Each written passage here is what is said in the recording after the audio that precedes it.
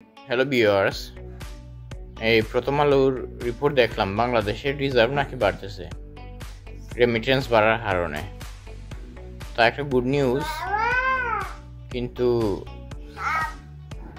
আগেও বাংলাদেশের রিজার্ভ 40 বিলিয়নের উপরে ছিল, বর্তমানে 31 বিলিয়নের উপরের রিপোর্ট অনুসারে।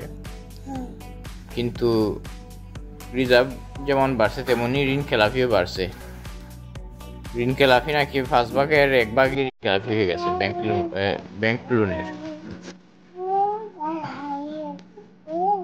তো আপনি যদি একটি ছিদ্র বালতিতে পানি ভরেন, এই পানি তো বেরিয়ে যাবে।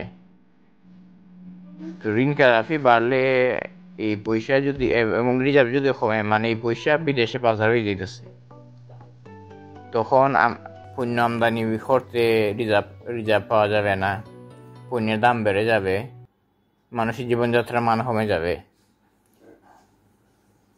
তাই ঋণ খেলাপি রোধে এবং অর্থ পাচার রোধে শক্তিশালী ব্যবস্থা না নিলে এই ব্যাংকিং খাত কখনোই নিয়ন্ত্রণের মধ্যে আসবে না এবং মানুষের জীবনযাত্রার মান উন্নত হবে না, যেই ক্ষমতায় আসে।